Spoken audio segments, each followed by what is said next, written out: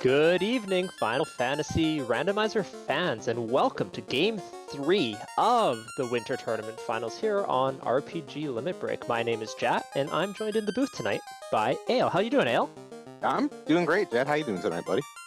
Really good. I'm very happy to be back. I was honored to kind of get a tap and say, hey, do you want to go commentate a game here? And I'm super pumped to do this race between these two runners. So, these two runners, let's start there. Deadpulse, 2021 Duck Derby winner. Previously loved ordeals. The relationship's a little bit off right now, though. Made it to the finals, losing only one game, up 2-0 in the finals. What are your thoughts on Deadpulse going into this, Ale?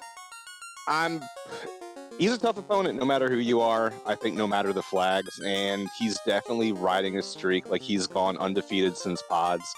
So he definitely has that momentum going for him tonight, and it'll be really interesting to see if there's anything that we throw at him tonight, at least from the Seeds perspective, that's going to throw him off that game, so... Yeah, for sure. ADR, on the other hand, no stranger to adversity. A self-proclaimed platypus, lover of sci-fi dungeons, Sky is his favorite, or their favorite, sorry, joined the server in 2020, and, had a pretty hard and arduous journey to the finals. Well-fought battles in the quarters and semis, so they won both when they were down. So they know how to deal with some ordeals, and I wouldn't be surprised if they put up a good fight here. Yeah, I think for ADR tonight, knowing, hey, look, it's win or go home essentially at this point. This is best of 5. Deadpulse up 2-0. If you want to keep your run going, you've got to kind of take out all the stops tonight. I hate using all those sports casting cliches, but that's essentially what it boils down to. Like, this is the game where if you've got any tricks left in your bag, if you're hiding any final trump cards, if you just want to say, I'm going to throw all caution to the wind, this is the night that ADR's got to do it.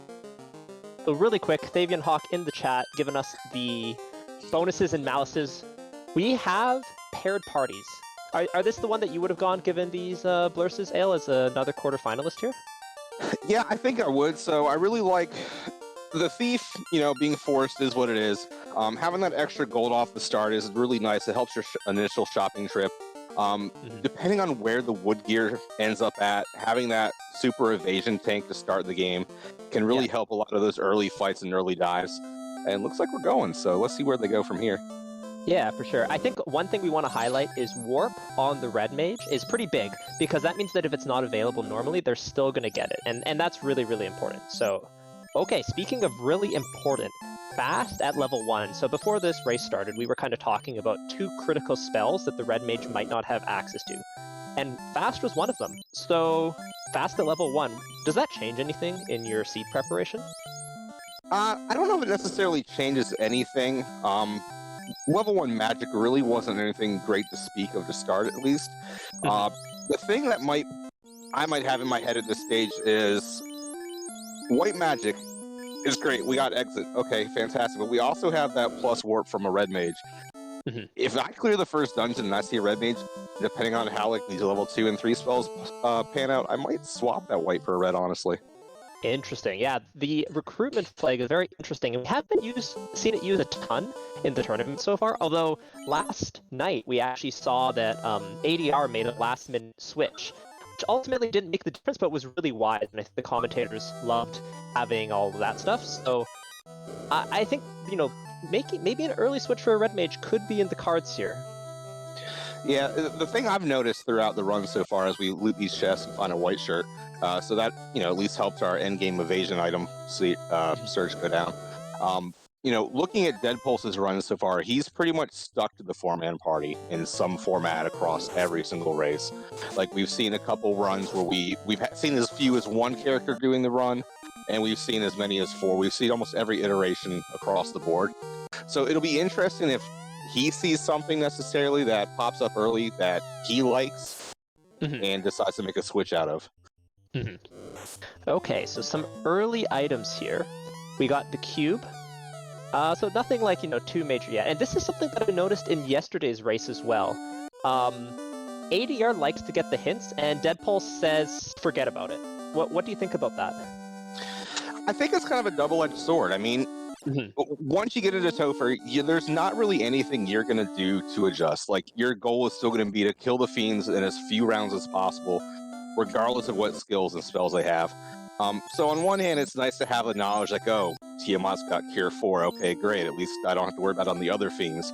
But on the flip side, just because they have Nuke doesn't mean it's their first skill. It might be 5th or 6th or 7th or even 8th in the list. And so having that knowledge up front, like, I'm going to get Nuke on Kraken, it might cause you to over-prepare. And that's actually exactly what happened yesterday. ADR didn't really over-prepare, but kind of just like prepared a little bit more because it said Cure 4 Nuke on Chaos, and yet Nuke didn't even show up. Cure 4 was spell 3, and Chaos had like 1000 HP. So it didn't actually matter, and that knowledge can actually be like a weapon against yourself. So I don't mind Deadpulse skipping, and no really particular areas that are, you know, there was nothing really particularly impactful there anyway, so just a few extra seconds lost, which in this race, you know, can really matter. And speaking of bad white magic, I saw nothing there. I saw Heal 1 as the best spell, and when Heal 1's your best spell, that's not impressive. Yeah, and so that's 2 tiers of white magic where the best thing arguably we've seen so far is going to be Ruse. Now we've got Temper Bracket, level 2 black. I'm definitely considering, hey, if I find that red mage early enough, maybe depending on where life falls in the next couple levels, I would start seriously considering either just completely getting rid of the white mage, standing him off and letting him lay down, or if we find that red mage early, swapping, because at this point, it's really not bringing any value to the party. Yeah, so a couple notes if people aren't super familiar with Final Fantasy Randomizer. Certain slots in level 3 and 4 magic are only going to be available to the white mage. So the white magic slot 2 and 4 at level 3 and the white magic slot 2 at level 4 are only going to be available for the white mage. And if there's like life 2 there or cure 4 there, but mostly life, that would be, you know, a substantial reason to keep the white mage. If it's knight learnable though and red mage learnable, that white mage is basically useless, and we can definitely dump them at the first sight of a mage. Even a black mage I would consider at this point if I have the opportunity to, and there's a knight or red mage learnable life. Yeah, because at this point, I mean, the only thing that the white mage brings to the table is that guaranteed exit, but there's not many scenarios where the exit's going to save you more time than having that red mage with guaranteed war. Yeah, absolutely. Okay, so we have immediate route divergence. This is, I kind of like it being down 2-1 or 2-0. This is the type of play that, you know, potentially gets you back in it, but ADR, ice before Crescent Lake. What do you think, Ale? You've got warp, you've got exit. Cross your fingers and hope for decent spells and scripts and encounters on the way down to that box, and you can warp in, get your incentive, and get right out. So I like this play here. Yeah, this is, we were talking before the broadcast started about like the types of edges and the types of risks you kind of need to take against Deadpulse. I think this is a perfectly calculated one.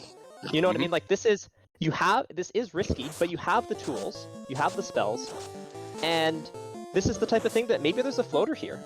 And really good news for ADR, it's not a floater in Crescent Lake. That is a bottle, which is not going to come into play for much later, as the bottle gets turned in after the floater. So this definitely could pay off. Yeah, and then at this point, there's 2 intercede techs left. Unless one of them's like the key to floater, you pretty much know both ice and marsh are going to be required at this point.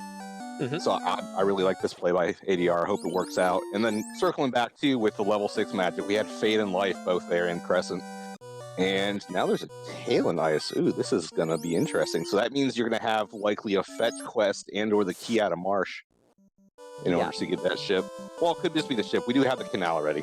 Yeah, I was going to say it could just be the ship, but yeah, some way to get to the ship is very, very likely at this point. So some way to get to the ship. It could be the key. It could just be a, you know, super nasty turn-in. But yeah.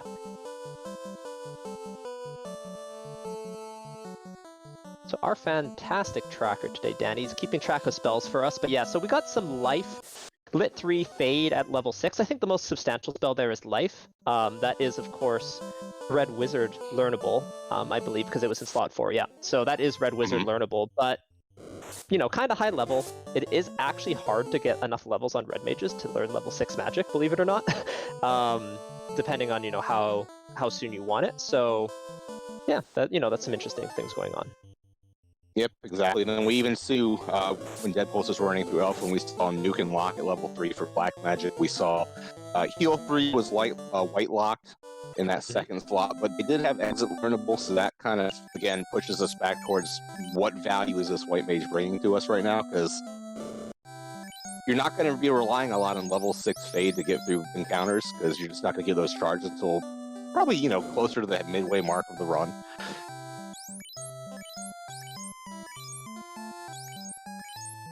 Okay, so we got some nice chain plus 4 armor. If you've never played Final Fantasy Randomizer before, seeing chain plus 4 armor, one of the nicest things. Chain armor is shockingly good on your fighter, really keeps them safe in the early game, so a really nice pickup there for ADR. Meanwhile, Deadpulse, let's see the great question. What do we have here, and how are we getting our boat?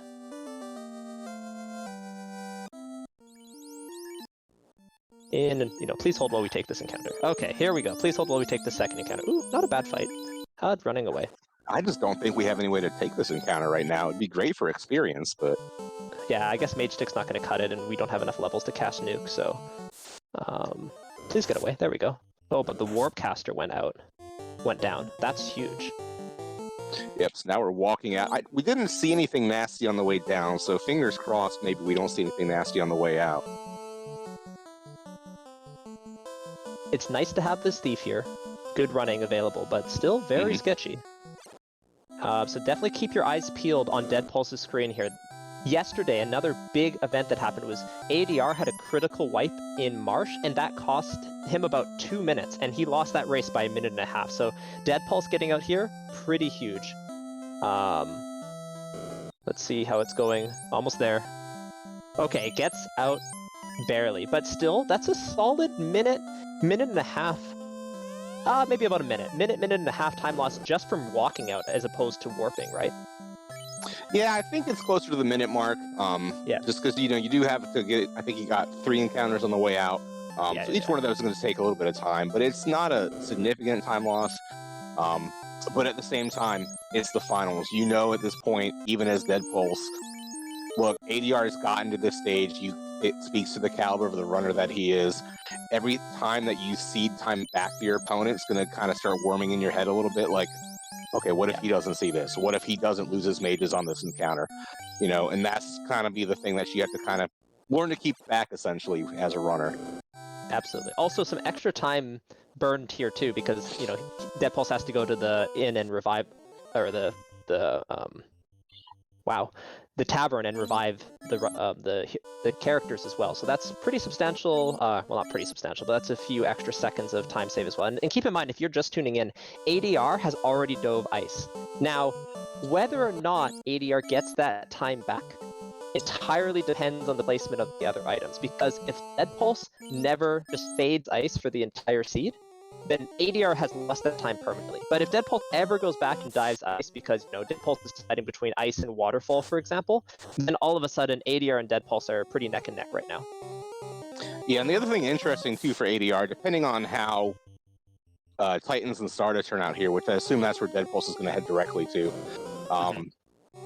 if we get just more progression, like, hey, we get Oxiel and Rod out of those two, ADR, by virtue of having already done ice and having the tail, that might take him south, especially if he maybe checks a chest that Deadpulse hasn't and finds, I don't know, maybe he finds the X-Pal early.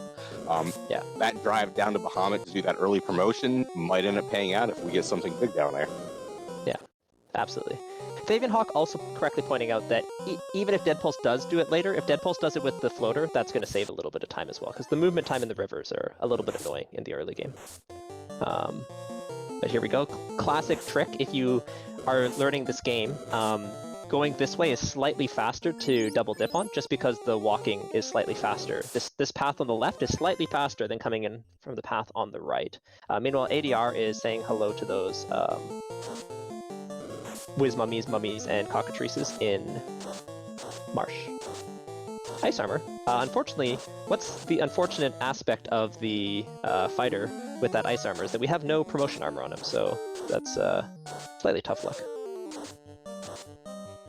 But floater, that's huge. Well, even with no promo armor, I think they can still use ice. They just are locked out of Opal and Dragon. Right, but the Thief still has access to promo armor. Yes, you're correct. Correct, yep, yeah. So at the end, they can maybe swap out between one will have flame, one will have ice. I do recall that we saw, I believe it was silver +5s in Provoca pretty early on. So as far as mage gear go, and maybe even your melee characters, that's still not a bad endgame piece of armor outside of those elemental armors. Okay, immediate floater. So yeah, this is kind of the best case scenario for Deadpulse, getting that floater right away. Let's see where they go next. Now, I'm assuming Deadpulse didn't go to Sarda, right? No, so that's one of the things that we've kind of mapped out a little bit and done timings on, is if you get the floater from in the Titans check, it's quicker to leave, turn in the floater, and then check Sarda after you're already in the airship than it is to walk through Titans, check Sarda, and then have to walk all the way back. Yeah, so Deadpulse loves his timer. Meanwhile, ADR successfully shopped in Elfland, got out of Marsh, so basically just that one check behind at this point. And once again, ADR has done ice, so if you're just tuning in, that is a big reason for the difference in the like kind of progression path right now. Unfortunately, the ice was the tail, nothing else. Yeah, so it's really going to depend on what we find for endgame weapons. Like if we find maybe a ice sword that's rolled up or a flame sword that's rolled up, and we decide to make the fight for our melee carry, we may not need to promote. I mean, we already have Fast and Temper early. We've got, I believe we saw Cure 3 at level 4. We've got Heal 3 at level 3 if we keep that White Mage around. So we have some curing. We have the big endgame spells we want with regards to Fast and Temper. So may not need to promote. True. Now, interesting, the one thing that we definitely should be aware of is, life is only level 6 right now, so unless it's at level 5, that is like relatively limited access to it in terms of it's just going to be on our White Mage. We're not going to have a ton of casts of it, so that is a bit of a concern for Topher here. Smart check by Deadpulse here. So he went over to the Cardia Forest entrance knowing he doesn't have the tail. Figured, hey, I don't want to walk all the way down to Bahamut to check a bunch of chests. So he uses that Cardia Forest entrance because the chests are duplicated between the regular entrances and Bahamut's Horde. And he ends up getting the adamant out of that, so now he can kind of just one-shot the Dwarf Cave when he goes over there, because he just got the TNT from the ferry. Yeah, a perfect example of another, 20, 30-second time save, right, that you make by just being slightly more efficient. Start a check, that check. But the thing is, when you're winning a race by a minute, those things really, really, really add up. So we do get a meme, though. We get a 3-second time loss on a Hooray. What are your thoughts on that, Ale? Absolutely. I love, the time loss on the Hooray Dwarf. I mean, I'm all for much... look, I'm a fan of the guillotine flag, not going to lie. I think we need to relieve the Hooray Dwarf of this post at the front of the cave every now and then. Granted, it's also a time loss, but it makes you feel a little bit better on the inside when it happens. Okay, so we get our first look at level 5 magic. Not much in black magic that we're really looking for. Yeah, I'm surprised that Deadpulse is even checking it. I guess an elemental sweeper would be nice, but it's really not that required. But the big question here is, what's at level 5? Yeah, and we skipped the white shop, so I'm wondering if he's not even if he's going to go back and check that, or if he's just not even worried about it at this point. So I wonder if he's kind of committed to getting rid of that white mage. Yeah, committed to getting that means that we're going into the Temple of Fiends Revisited. Likely, either we're promoting or we're going in without life, and that is a little bit scary. There's a lot of levels that you can get life early, and it just hasn't happened. So that is going to be a storyline for us to keep an eye on. Speaking of promoting, ADR in his kind of second major route divergence, because he has the tail, he now gets to go and promote early too, which means he's going to shop once, which is a really nice convenience. There's another flag that's on at this race that, if people aren't aware of it, that also means that if you skip a shop, it's not a big deal. Do you kind of want to talk about the impact of the Superstore? Yeah, absolutely. So with the Lefane Superstore flag that we have turned on, it duplicates every magic shop in the game with the exception of the shops in Gaia over into like a strip mall in the back of Lefane. So you can do all your essentially non-Gaia magic shopping all in one shot. And this is a loaded Bahamut right now. Ice plus 4, Power Bonk is in there as well. Wow. So that's almost solving that endgame scenario right there. So I want to thank Silverleafs for the Prime subscription. Thank you very much. And yeah, those are things that Deadpulse almost certainly not getting. Unless Deadpulse is looking for a weapon so bad in the endgame, that's a pretty big advantage that ADR just got back. What are your thoughts on obviously the impact of the Power Bonk is huge, but what's your thoughts on the weapon that they just picked up? I mean, outside of anything else, like, you know, with the variants that we have, or with the ability for these weapons to roll anywhere from -5 to +5, Ice +4, it can be a viable endgame weapon, especially with, like, we have level 1 fast, we've got level 2 temper, we just found the power bonk, so there's plenty of ways to beef up its damage. The only thing it really lacks on is going to be the crit. Granted, the +4 helps offset that a little bit, but again, it's a viable endgame weapon. So if we, you know, stumble across like a katana -4, and we've narrowed down the fact that, hey, maybe the katana is going to come from the slab check. I'm sorry, not the katana. If the Vorpal is going to come from the slab check, that's one less check you have to do if you're okay with swinging that Ice +4 through Topher. Yeah, absolutely. Ice +4 is kind of the definition of begrudgingly okay, right? Like, it's not what you want, but it certainly will do. And it's not like you're going in with like a, I don't know, something really bad, like a Thor hammer +2 or something like that, where you're just like, oh no, this is disaster. That's like, exactly. Okay, we can make this work. So a couple key events have taken place on screen while we've been chatting. We had a 5 times hooray check from ADR. So, you know, that 10 seconds right there. Well, no, more like, you know, a 6-second time loss there for ADR for solid memes. Meanwhile, Deadpulse choosing to go waterfall before ordeals. This has been pretty common throughout this tournament. With the floater, the walk to ordeals is quite long. But that's another place that we could potentially see route divergence if ADR decides to go ordeals first.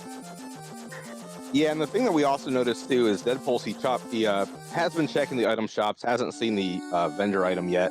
He did find the Oxtail for 44,000 over in OnRack. So it's kind of one of those situations too where it's like, we still haven't checked that black orb. We still don't know what 3 dungeons we need. So having this potential double dip of the OnRack continent, if the water orb is required, might be a little bit of a time loss there. Yeah, absolutely. Yeah, I think Deadpulse actually, you're entirely right. Deadpulse probably made this decision because this is actually a 2-check continent, because the item shop, I think he had checked all the other item shops at this point, so that it was guaranteed to be here.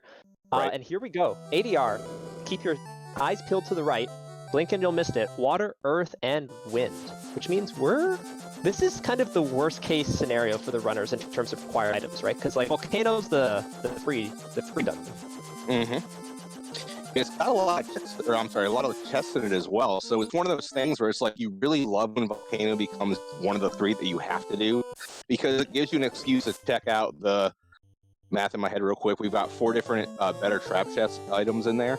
So it gives you the ability to go in there and hit those quickly. And the nice thing about that is there's just so many other boxes around there. Like, if you're still, like, say in Deadpulse's shoes, he completely fades ice. If you were doing Volcano, you've got all these other chests open, you increase your odds of finding a weapon you can use. Absolutely. Now, like, going into C, we might see a couple checks on like the Sharknado floor. I assume our runners will probably grab the free checks or the free chests on the way down to Kraken. Earth will probably check like the Vampire's Closet, maybe not much else. And then Mirage 1, Mirage 2, maybe if you're desperate at that point. But then Sky, even with Warp, it's a little bit out of the way, and there's only 4, maybe 5 chests per room. It can start adding up and chewing at your time trying to go and do all those little extra checks, hoping for something in one of those boxes. Okay, so I was going to ask you to give me a rundown of the key items that are required, but I want to talk about begrudgingly usable. Vorpal +3, how are we feeling? I've seen worse. I mean, again, just kind of going back to what we were just saying with the Ice +4 sword. You've got level 1 fast, you've got level 2 temper. Those are the 2 biggies that you need to make that Vorpal serviceable. Yeah. So it's a viable weapon. I mean, you can keep that Ice +4 sword on one of your 2 melee, you can throw the Vorpal on the other, and then you can kind of decide which one you want to be the, you know, your big damage dealer, essentially. Yeah, I like what chat's bringing up, though. How does promotion, maybe just inform the audience about promotion in the Vorpal? Yeah, so I mean, the nice thing is right now, ADR can use that weapon. Unless Deadpulse happens to go to Ice, finds the tail, and then goes and treks over to Bahamut and say, hey, look what I found. He's not swinging it. So even though he picked it up, that's not an endgame option for him. So he's still limited by, I can't even think of what weapons he's seen so far. Like, I know he's got the Mage Stick. He may have picked up, I know we had the Cat Claw over in Canary, but I want to say it rolled down, so I wouldn't even consider like the Cat Claw a viable weapon at this point. Yeah, for sure. So yeah, Deadpulse is going to ice, but here's kind of the difference right now. Deadpulse is going to need to quote unquote double dip the islands, right? Because if Deadpulse is deciding to promote with the tail, then he'll have to double dip the islands. ADR's already done ice, Deadpulse has done waterfall, but so this is about to really converge, if that makes sense. Like we're really about to see these two runners kind of finish what the other person has already done, and we're really going to get to see in about maybe a couple minutes here where each of these runners independently is. But yeah, ADR's weapon situation certainly looking a lot nicer than Deadpulse's at the moment. You know, kind of equipped almost for the end game. Also, I want to note the power pump is extremely valuable with exactly the Vorpal. I don't know if that's something that you would agree with, Ale, but that's kind of how I feel. Like having the power punk is a big relief when you're having to use the Vorpal. Like, if you put the Vorpal on the Ninja, at least, you know, we have Saber level 1, which we just saw ADR pick up when he was doing his shopping in Lefane. So even if he keeps the power bonk, say, on the fighter, not that you would necessarily want to try and power up and buff up 2 melee, you know, in the end game to handle Topher.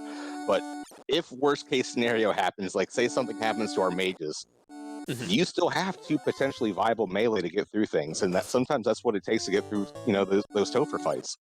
Yeah, absolutely agree. I think I also noticed we have a white shirt as well, so that is significant. Oh, Deadpulse finding a bonus ribbon. Yep. So that's the danger of not dropping down and checking that one chest. So that top left chest that we just got the ribbon out of, that is that better trap treasure chest that we have that flag turned on from. So with warp and exit, you would have liked to have seen ADR do that now, you know, earlier in the run, given that what we know in there, you know, hindsight being what it is. But hey, you know, there's one thing that's going in Deadpulse's favor at the moment. Yeah. I think it's important to recognize the dynamics of having 2 ribbons when life isn't night learnable, right? Because having a ribbon on both your life caster and your primary damage dealer is a big deal, as opposed to yesterday's seed, where, oh, if the knight can learn life and you have a ribbon on your knight and it's your primary damage dealer, who cares about the second ribbon to nearly the same extent. But in this case, that second ribbon could be a difference maker. Now, I'm keeping my eyes peeled on Deadpulse's screen, because does Deadpulse go and promote? And I think this answer is yes. Yeah, because this would be horrible routing to go to Ordeals. Okay, yeah, so this is the promotion. So this is another thing that ADR is, quote-unquote, getting back from Deadpulse. Also, just saying, this maze, holy smokes, it's awful. This is going to be a little bit of a tickler. I wonder if you got to the point to where I think we're looking at like a 4th pillar. Not that, you know, resetting and coming back in off like a hard reset would change anything, but this is definitely one of those things where it's like, oh, it looked like this was the right one, then all of a sudden it wasn't, and you're like, wait, how'd I get back here? So it's a 4th pillar bottom. Yeah, so this is basically the worst case scenario if you do this. I hate to say the word logically, but if you do it by like always top, always pillar 1, always pillar 2, always pillar 3, always pillar 4, pillar 4 bottom, the worst case scenario. I would have had the exact same thing happen to me. Yeah, and then only having the 2 warp charges at the moment, you're trying to sit there and save those until, hey, I think we just hit worst case scenario for this pillar, let me use it. And I think we ended up using it a little bit earlier with when we were checking pillars 2 and 3 in the 4-pack room. So it put us back a little bit, but at the same time, depending what comes out of here, it's likely, Katana -3. So almost on par with that Vorpal +3. Yeah. Okay, so we're 25 minutes into the seed. This is basically the halfway point. If you're just joining Kylo's just saying, you know, what's happened. Let's do a quick recap of kind of what's happened here. So seed started. We had a forced thief white mage for like the 3rd consecutive time. No major blessings other than we got warp and exit guaranteed on both the red mage and the white mage. No great magic early for casting, but we have nuke, fast, and temper, all early learnable. So the red mage is very powerful, but level 6 life. Quick divergence by ADR, went to ice before going to Crescent Lake and Marsh, but it wasn't a big deal because ADR kind of got that time back when Deadpulse had to dip it anyways, because this Ordeals was required. The key is going to be, well, I mean, obviously the key is required, but it's also going to lead to, I believe, the chime, and that chime is needed as the orbs we need are everything but Volcano. Weapon-wise, we have a katana. What was the katana? The katana was plus... -3. Okay, we have a terrible katana, we have a Vorpal +3, and ADR has an ice sword +4, but we also do have the power bonk. So overall, it's going to be a slightly uncomfortable Topher dive. Did I miss anything of note, Ale? No, that was the biggest thing. Like, we've had a little bit of divergence, like mid-game, with regards to the routes and the ways that everybody did things. Dragon +4 unequipable always feels bad to pick up, but Yeah. you know, it's just sitting there mocking us in Canaria. But yeah, so we've had some like divergence mid-game, and it feels like we're still waiting on Deadpulse to go back and check Toph, the Black Orb, to see what 3 orbs he needs to let. I don't believe he's done that yet, so currently only ADR has that knowledge. So I'm looking at him to where I expect him to probably head up over to... he'll turn in the crystal here, get the chime. I expect him to go over to on-rack at that point. He'll see the vendor item in on-rack. He'll knock out Waterfall to get the rod, which is the last piece of his puzzle. And I expect him to sit there and hopefully do like a walking grind at this point, because for as little exploration that we've seen within these dungeons, we haven't seen anything that we could consider as like a static grind at the moment. Absolutely. Yeah, this is... You know, another advantage ADR is getting is lacking that double dip of the on-rack continent is big. On-rack's expensive to go in and out of, and ADR is just going to get to breeze through there, right, Ale? Absolutely. The biggest thing will just be the money situation.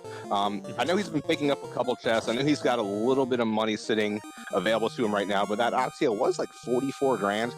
So depending on what we dig out of Sky here, depending on when he goes into Waterfall, I don't expect that to be an issue. He's got 90 now, so yeah, we're golden.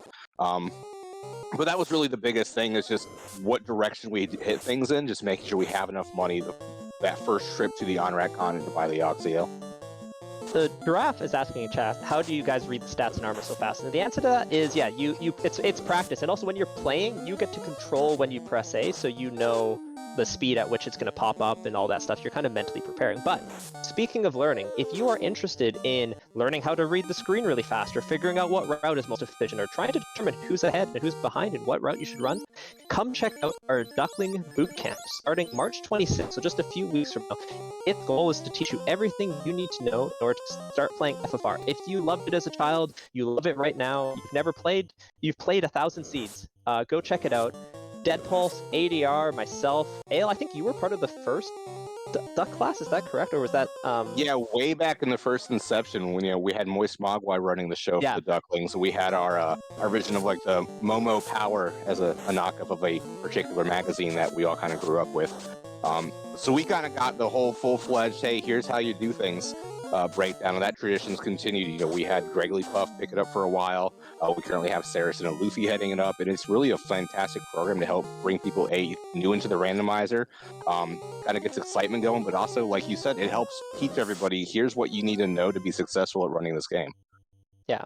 So, you know, if you want to not be an idiot like myself and remember that fighters can equip the ice armor, go join the Duckling Bootcamp and you'll get that stuff together. So now this is kind of the point I wanted to say that we were going to hit, where both runners are in effective go mode, right?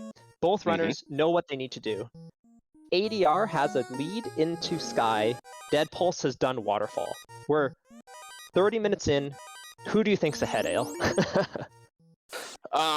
Honestly, I think outside of the extra dungeon Deadpulse has done, even taking that into consideration, I still feel like, honestly, they're within like 5 to 10 seconds of each other. Yeah, I agree. These guys, they're neck and neck. If you wanted a good Game 3 of the finals, you're seeing it right here. Wait, what do we get? ADR dropping the dragon armor. Like, what are you doing? Like, I get the memes. Like, I appreciate talking to the Rage Dwarf to repeatedly until, you know, he gets tongue-tied and can't talk anymore. And I know within our community, it's fantastic saying, hey, we're going to chuck the Vorpal out of Sky because, you know, it has no value. But really, when it's one of 2 swords you've found that are viable endgame and you've got 2 melee characters, you might want to consider keeping it, which is exactly what he did, even though he kind of gave us a mild panic attack in doing so. Yeah. Okay, here's the point that we also knew Deadpulse had to do. This only takes a few seconds, but Deadpulse has now officially checked Toph to see what the orbs are, and now Deadpulse has that information. This is something that ADR did not do, which is check the trap tile here, and also check these chests. What do you think of this play? I think this is exactly what Deadpulse's plan was for checking the orb. So he has had a lot of success plucking nice items out of this top right chest. Unfortunately, it's just a light axe today. But notice that he's kind of a creature of habit. Maybe double checking, make sure he wrote down the orbs correctly. But he likes to wait to check this until he has the key, because there might have been a second, or in his case, a third ribbon sitting in there. One less thing to worry about. But it's also kind of going back to what we were saying a few moments ago. We haven't really checked any of like our spike tiles at the moment. So this allows him to kind of really do a lot of things at once, which is really what speaks to his quality of runner when it comes to routing decisions.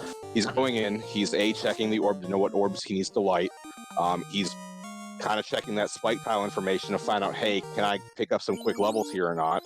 And he's also getting extra boxes that are not incentivized, but improved, like weighted more towards like having a better weapon or item in it. Exactly.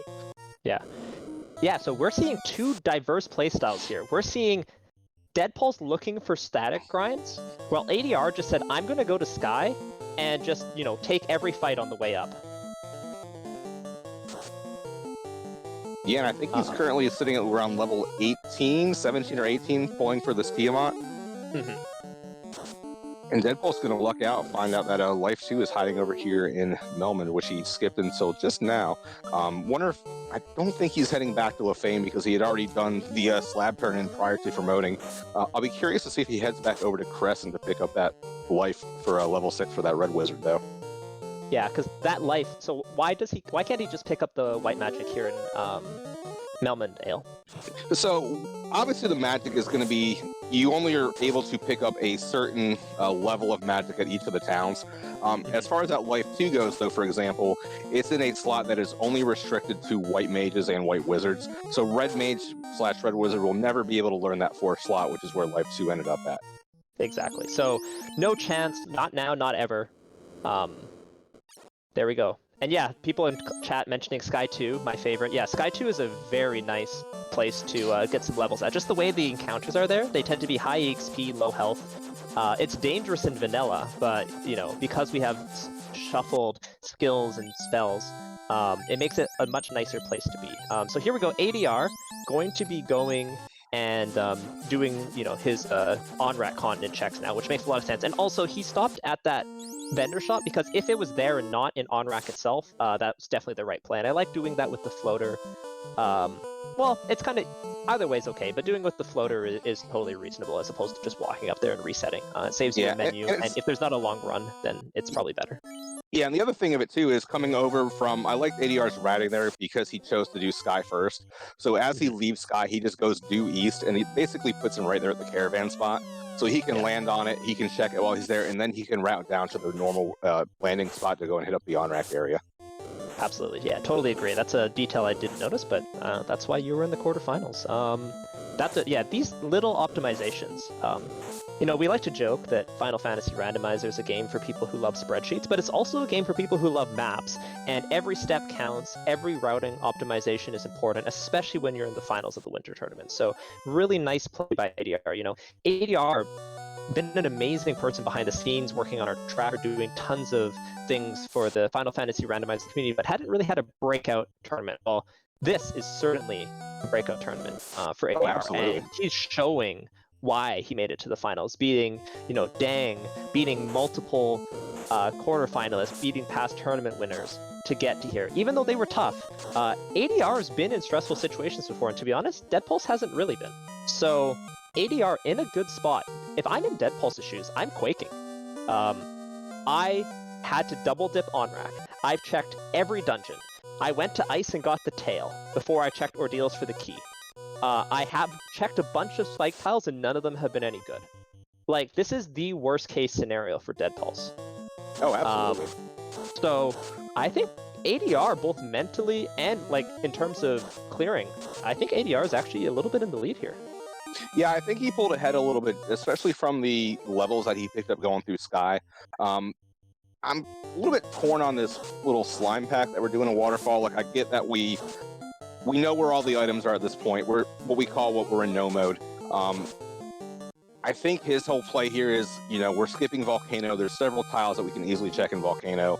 Unfortunately, from an Earth standpoint, there's really only 3 tiles that are really worth checking, and if they have something good in there, you can make use of them. But even though it's not my favorite spot to grind or take levels at, I get it why he's doing it, because he's looking at like, look, I'm gonna run right through C. We're gonna try and minimize as many fights as we can, because the C is notorious for having awful packs. The enemies there come in a wide variety of formations. And if we see something nasty there, like on the lobsters, or on the sea snakes, or even on like the gur sharks or the water elementals, we're going to see him in Topher again too. So we want to minimize the number of fights we're taking here, which means we're not picking up levels. And then the other dungeon we have to do is Earth. By comparison to Sky and Sea, the monsters there aren't really worth anything. So again, we're not picking up and guaranteeing ourselves extra levels at that point. Yeah. ADR has a plan, right? ADR's plan is not to go find a tile. ADR's plan is to get the levels that he needs to win, and that's kind of why they're doing it. And yeah, I really like this. I was going to call out this other thing. The other advantage ADR had by promoting early is that he got to get all the magic kind of in like one shot for the most part. Deadpulse has had to double dip multiple places because he wasn't able to fully use the Lefane Superstore. So just these little edges, right, that really add up. Yeah, so ADR checking a few more chests. Would you still be opening boxes at this point at all? Like ones that are like one step away? So with ADR, the only ribbon he has right now is the one that we picked up from the crown from Astos. He unfortunately missed that second one over in Ice. At this point, I've got one ribbon. I know from past experiences, lots of instant spells like landing on the Topher Fiends.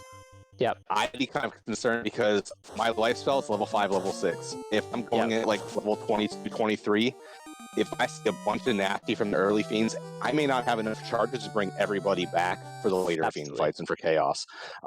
So I think taking these, essentially the free chests along the way, I like it because, hey, you might just happen to luck into that extra ribbon, and now you can not only protect your life caster like you talked about earlier, you can also throw the ribbon on the one that you're going to want to be your main damage dealer. Yeah, no, I totally agree.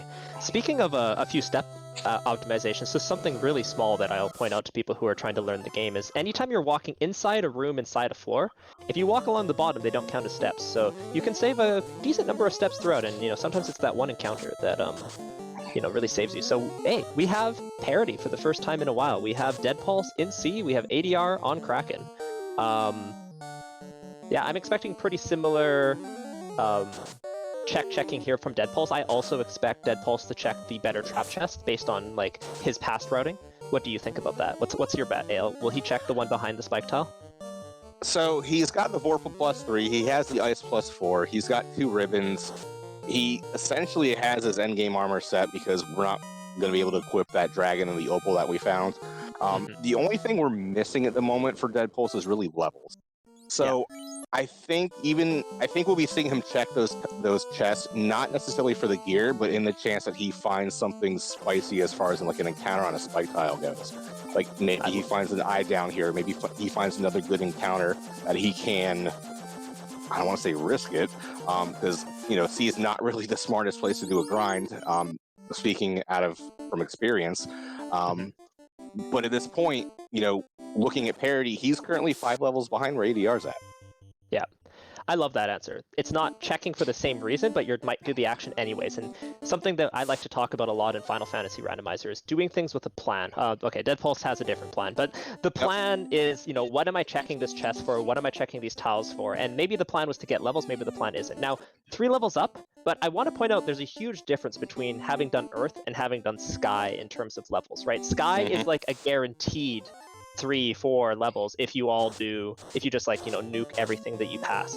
Earth is basically nothing, so I'd say level wise these runners are pretty close. We'll really see how much Deadpulse decides to like how much walking grind Deadpulse decides to do, or if he looks for like a static grind on the overworld. I haven't really been paying attention to the encounter table, so I don't know if there's an early fight, but we'll have to see. But if Deadpulse doesn't check for a desert grind, then I would expect a walking grind from Deadpulse in Sky as well, and I think their levels are pretty much the same. Yeah, it's hard to tell, obviously, when someone's doing like a hard power reset versus like the soft reset cycle. I do know when ADR landed over next to Mirage, he did have a sandwich encounter right off the bat. I can't recall back to the start of the sea, though, if we had an early encounter walking up the TOF. I don't think we did, which means that really efficient overworld grind is kind of off the table.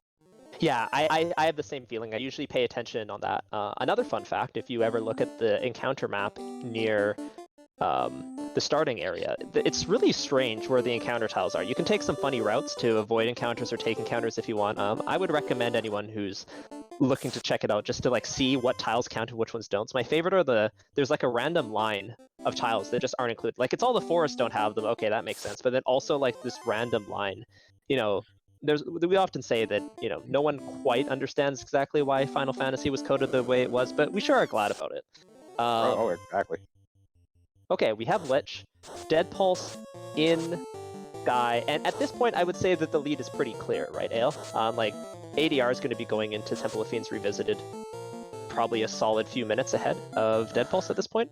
Yeah, I'd say he's going to have about a 2 to 3 minute lead going into Temple of Fiends Revisited. So we're going to wrap up Lich here, maybe do some final last minute, hey, I need to grab some shopping from somewhere real quick, and I expect him to dive right in. I think the biggest thing that'll extend his lead is going to be what encounters Deadpulse sees and which ones he chooses to take and which ones he chooses to run from.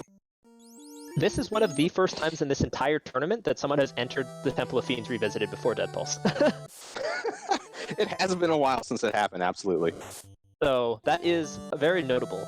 So this really speaks to the quality of runner. And I like this check by ADR. I really like this check by ADR. Lacking a ribbon, kind of needs levels. Just spend a quick second to just go and check this out. Yep, I mean, all it takes is one chest to get lucky. I mean, granted, we know it's just a light axe up there. ADR deciding I'm losing time, I need to just go. It's not worth me going up there and checking. So I like that change of play real quick there after that second encounter up to the other box. Okay, ADR in Topher at 43 minutes, 48 seconds. Here we go. Now, if you're cheering for ADR, what do we want to see here, Ale? If we're cheering for ADR, we want to see, well, obviously, excellent turn order. The only downside is, you know, you kind of have to already start planning, like, here's my battle plan going in, right? So fast is by itself at level 1. We're guaranteed charges basically the whole way through, minus running out of life charges if somebody goes down.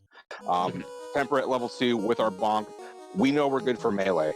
Our biggest concern at this point is going to be getting turn order with, say, Carry, Kraken, and Tia. And I'm totally going to disrespect Lich and not even put him in the picture. But it's going to really depend on their evasion and what they decide to throw at him at this moment.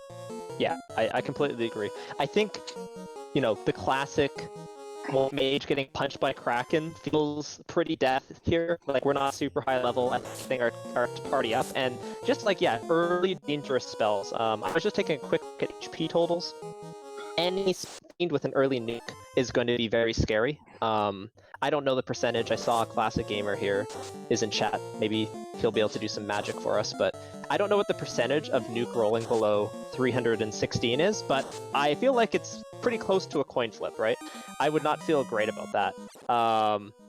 So yeah, that's definitely scary. But speed bump down. Here comes the first of the real fiend fights. Early fast will be nice. And no scary skills or spells. Keeping all our life charges here is really important. Oh, absolutely. So I'd look for ADR to do things to, this is where we're going to start kind of testing our melee. Looks like we're going to be leaning on that fighter with the Vorpal to do a lot of our work. I like him keeping the wood set up on that thief in the front because that's really to, hopefully, if RNG is what it is, and the numbers behave the way they're supposed to, and Carry not having a lot of HP is already down. But keeping the evade ninja in the front is really going to help us offset the fact that the only evasion item we found this entire seed is that white shirt. Okay. ADR, through Carry, through Lich, the first real potential gatekeeper here. Well, you know, no, Carry's a potential gatekeeper, but the first really scary fight here, Kraken coming up. Turn order, absolutely critical. Now, is he going to reset it, move his party around? I wouldn't. Yeah, I agree. And here we go. Leaving that ninja in the front, temper, swing, fast, and await. I would have liked to have seen like a white shirt cast or even a ruse go out on that white mage just to kind of help them out. 3 for 291 for the first round. Did we get a fast off there? I want to say we didn't. I think Kraken got turn order on that red mage. Yeah. smokes, that's a big hit by Kraken. And that, you mentioned no white shirt for turn 1. That might have been it there. That white shirt could have potentially given that fighter just a little bit extra evasion, but that fighter going down. Now, this fight is not over yet. This ninja is evade tanking, and as long as this white mage stays up, we could stay in it here. I'm gonna say I didn't say anything there. ADR, please don't watch this back on the broadcast. Okay, speaking of neck and neck, how would we like dueling Pofers for the second time? ADR deciding not to get more levels, going straight back in. I think that Kraken might be beatable still, right? That's why he's deciding to go back in. I think the biggest thing that's going to affect that Kraken is what we see out of like turn order. Like we had 4 or 5 rounds of punching and then crack. So if we see a crack first, ADR with just that one ribbon on, I believe it's on the knight, could pose a little bit of a potential problem if we see the crack first. Yeah. I think, yeah, Deadpulse, having that second ribbon is huge, because that crack, as you mentioned, very, very serious. So why does second ribbon matter for Crack Ale?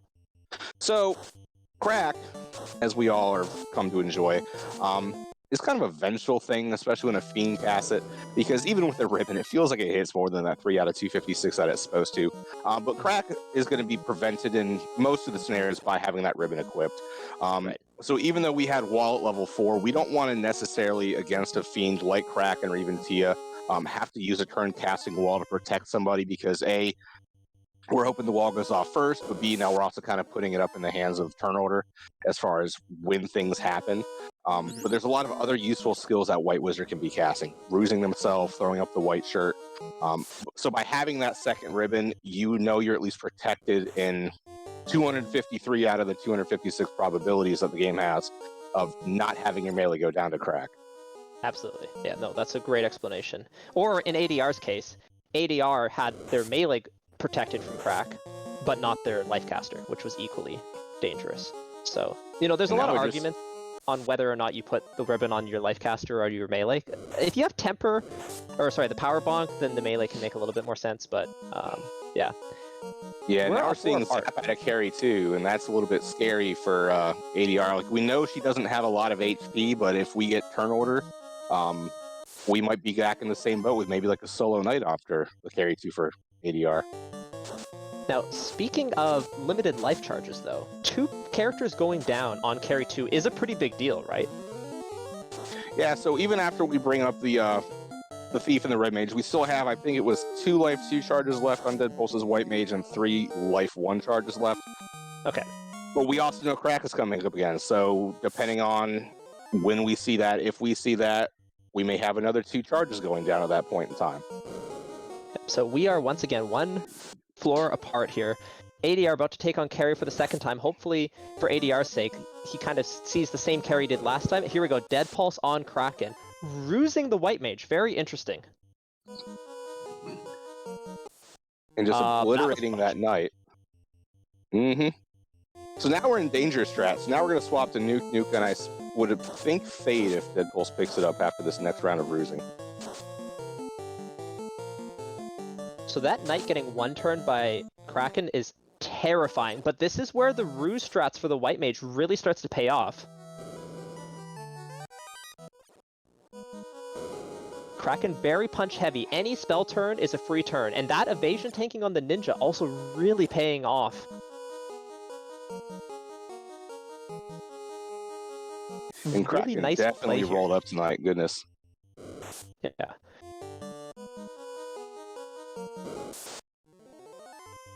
Now this, a little bit lucky, but also really nice play for this eventuality. I like switching to nukes. It's just not paying off, but the white shirts coupled with the ninja's evasion stacking means that this ninja is staying alive through the punch-happy Kraken. Yeah, at this point, unless Kraken crits, I think we're going to be at least safe from those 2 over on Deadpulse's side. The only concern we have, and Kraken's down, so don't have to worry about it. So Harm kind of finishing it up.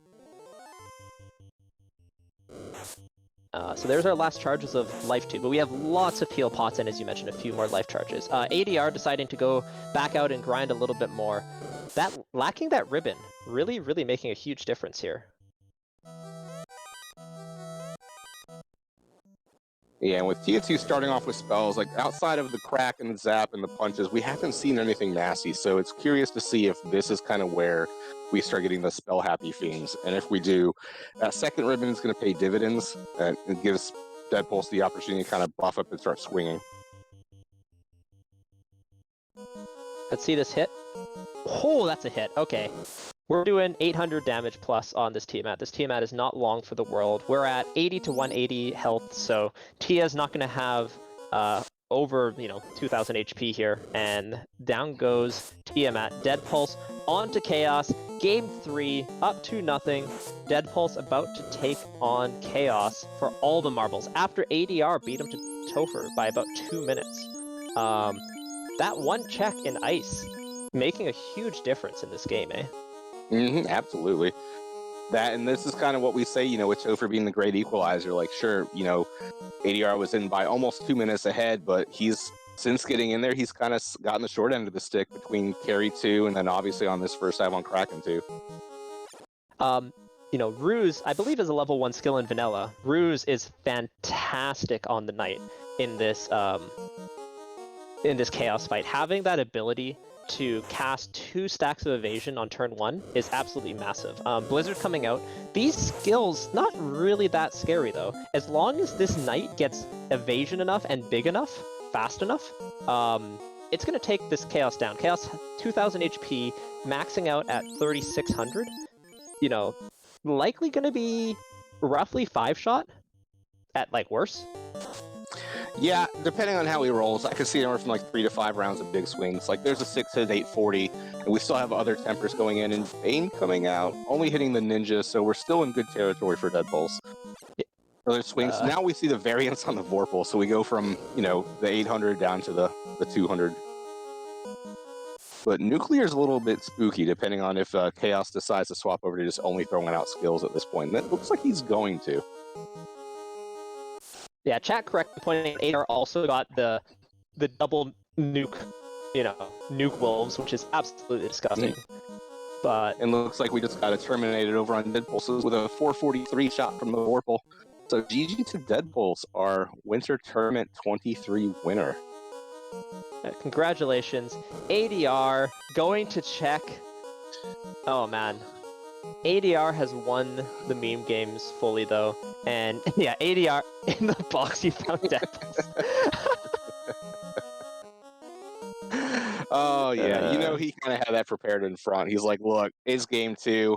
Either I get to use this for tonight, or I get to save this maybe for game 4. But this is, winner on our hearts, ADR. And we'll see if these runners would like to join us in the booth. ADR has forfeited, so it looks like, he wants to sign off with this glorious, glorious thing. And we're joined in the booth by ADR. ADR, GG's. I really do have to congratulate you for a game well played there. How are you feeling? Oh, I have to say, when I took that Kraken 2 wipe, I'm looking over at the race time room. I'm like, I hope he got duns in 1 minute, because that means it was hopeless anyway. And then when he didn't, I'm like, oh, I was actually ahead, and I just made a dumb mistake not white shirting that first turn. Oh, that felt bad. But hey, I can't complain too much. Deadpulse is a great player. I knew the odds were against me just given the sheer skill he has. So I can't complain. I played really well. Yeah, you know what, ADR? This was an excellent game you played. You entered Topher 4 minutes ahead, and really the only disadvantage you had is that you didn't check one chest in Ice Cave.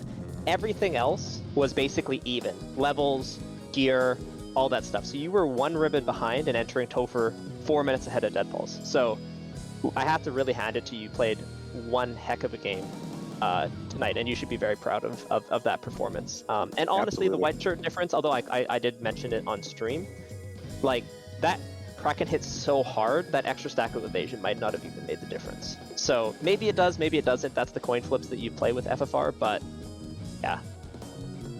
Yeah, you never know for sure. So my strategy in Topher, I did talk to the spoiler bats, and they told me Kraken and Tia had lots of armor, but it didn't say they had a whole lot of hit points. So I'm like, maybe if I can just go in, temper up, swing hard and fast, and get past him, I can make this work. And, Kraken had his own ideas of swinging hard and fast. Mm-hmm. And we are joined in the booth with our Winter Tournament 2023 champion, Deadpulse. GG's. Oh, hello, friends. GG's ADR. That was a lot of fun. So yeah, Deadpulse, do you kind of have any initial thoughts you want to say, maybe about the seed before we talk about the tournament as a whole? I was not feeling this seed. I feel like every decision I made was wrong, even though I stand by it. Yeah. But no, the flow was a little bit off, and I am not surprised that ADR was, almost 5 minutes ahead of me going into Topher. But, sometimes it just comes down to Topher, and this last race I would have liked to win with authority, but I got lucky, let's face it. I think you were level 22 as well, which is also where I was at. Yeah, no, as I said, you guys were literally identical. Like, same sword, same bonk, same basically everything, except for Deadpulse had a second ribbon, which was impactful. It made a difference for sure. Ale, do you have any questions you want to ask the runners? ADR, let me ask you this real quick, just because it was something that came up pretty early in the race. What steers you towards going to ice as the over Crescent Lake after you left Provoca? I had warp, I had exit, I had a mage tech. And so all of that made ice possible, and I figure if I go on the way and pick it up, if it's useless, I know right now. If it's useful, I know I don't have to go back. And I've done that play a couple of times, and I regretted it once, but the other times I think it worked out. And this time I was pretty happy with it. But I did decide not to stick around and check those other chests. I just got the stuff and left. And, I still think that was a good play because ice can be very dangerous. And seeing that those Frostwolves had nuke, that could have easily went sideways. Oh yeah, Deadpulse. Frostwolves had nuke. How do you feel about this knowledge? Frostwolves, never heard of her. Yeah. Interestingly enough, actually, you dodged them on the first one as well. ADR dodged them on the first time as well, so it was only really on the second runs. And I think you guys might have both entered on a hard reset. Is that why? I didn't enter Topher on a hard reset. Oh, okay. I did the hard reset, then went off to pick up those better traps on the side, so that burned a couple of them, so I was close to the hard reset. Okay. Yeah, so I guess, maybe at this point, considering this was the last game of the tournament, maybe ADR, do you kind of want to give your thoughts on kind of the tournament as a whole before we get into kind of, final thoughts? I was pretty happy with it. The flags were... I liked how it provided a bit of improvisation and route divergence. The 2 orbs and pods, that made you... My very first game in these, I think I did like 38 minutes. And then I went back and forfeited 6 in a row because I was underprepared and was just lucky that first time. But it did teach you a lesson. If you prepare a little bit, then you can take various ways to the seed, and that was really cool. And then 3 orbs Zenny, I liked that quite a bit too, for more or less the same reason, but it would force you to be prepared.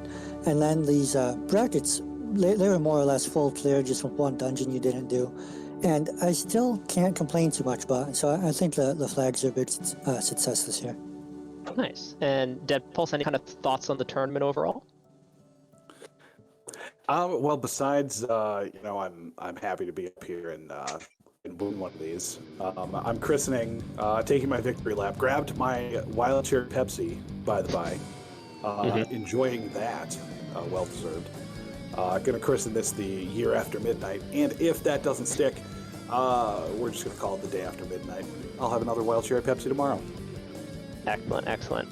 Well, I don't want to keep people too long here, but I do want to quickly plug our Duck Derby one more time before I pass it over to our runners for some final thoughts, and Ale as well, of course. But if you watched this race and you liked what you saw, just a quick reminder that the Duck Derby, our new player program, is starting on March 26th, and one day you could be like ADR and Deadpulse. They both were members of the Duck Derby, as were almost everyone who's a part of our community. So I would highly recommend you check that out. March 26th, come join us on the Discord, and you can, learn from some of the best in the biz in Saracen and Luffy. And with that, I will pass it over to Ale to kind of give his final thoughts on this race before we pass it over to the runners. Yeah, I thought it was an excellent race from both of you guys. Really, you guys both made a show of it the entire tournament. You've had Deadpulse pretty much a commanding, run through brackets ever since the Rich kind of set you off with his win in pods. So you've been kind of on a tear since then. So I'm all aboard the hashtag blame Rich hashtag for that one. And ADR, it's been a thrill watching you kind of pull victory out of the jaws of defeat over the past couple bracket runs.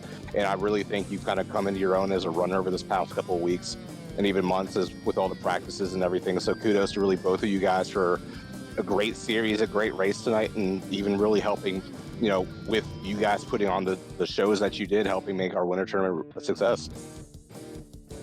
Awesome. And next, I'll pass it over to ADR to give any final thoughts you might have. Well, yeah, I want to thank everyone involved in this, the planning committee, the behind-the-scenes organizers, the administrators, and everyone who does all these broadcasts. All the players, they made the games, it was great. A lot of fun playing with them, and a lot of them worked on my schedule because I like to get to bed early. And having so many West Coast players, too, I know that wasn't easy for everyone, so I really appreciate that. And chat's always so much fun coming in, too. So big thanks to everybody, and huge GGs and congrats to Deadpulse. He absolutely earned this win, and good job to being the champion here. Perfect. And I will give a quick thanks to Dark Moon EX, our restreamer today, Danny, of course, for tracking today, as she has so frequently in Dark Moon as well, Ale for co-commenting with me, and all of our race crew throughout this tournament. And with that, and of course, RPG Limit Break for hosting us for these finals. If you want to, help them out, give them a subscribe, give them a follow. And with that, I'll pass it over to Deadpulse to kind of wrap up this tournament. Deadpulse, look over to you. Any final thoughts before we hit the big button? Yes. First off, I just want to say thank you to everybody, and specifically, Ale, you're not chopped liver, I love you, but it means a lot to me, Jat, that you were here to calm the finals where I could win this. You were the biggest mentor to me, and this is special. In my 3 years here, this is, to win on the biggest stage is the goal, and I'm still processing it. But what I really wanted to say was, with any tournament, there's usually, it's not just a tournament, it's storylines that kind of come out of it. And not to get too weird, but there were 3 major stories that I think are worth noting. The first one is obviously my story, winning the tournament, but not only that, but the 250 streams plus that I did practicing, kind of showing all of my tactics. And so the storyline should be, I put in the work, I did the practice, and yeah, maybe I was one of the favorites to win it, but hard work pays off. The second one is ADR. ADR was, didn't just fall out of the sky, but at the same time, he was an unsuspecting and, unsuspecting finalist, not undeserved by any means by watching, turned a lot of heads, and if the one story that comes out of this tournament is that ADR is now a force to be reckoned with, that's the one I want people to take away. The last one is on the race crew. We had a lot of races, a fabulous job done by the race crew, but I think it's important to mention one person specifically. That's going to be Thavian Hawk. Excellent job, joined the community recently, did 25 race crews over the past 5 weeks. That's an average of 5 per week. That is, first ballot Hall of Fame numbers. So if you see him passing in the halls in the Final Fantasy Randomizer over at the water cooler, you go ahead, you give him a thanks, because that is amazing. Other than that, thanks everyone. This has been great. Now it's time to take a week or 2 off of FFR and get some refreshment. So I'll hand it back to Jat and Ale, our illustrious commentators, to take us out. Well, thank you so much. I do appreciate it. Of course, I think we continually pass on our FFR knowledge, which is why each generation is somehow faster than us. To be overcome is to be the greatest compliment, I guess. And, that's once again why the Duck Derby is so important. So please check that out. But once again, we'll wrap this up really quick. Deadpulse, thank you for those wonderful, wonderful final thoughts. Thanks a lot to everyone. And with that, I hope everyone has a fantastic night. So, yeah, enjoy the end of your Wednesday. We'll see you all soon.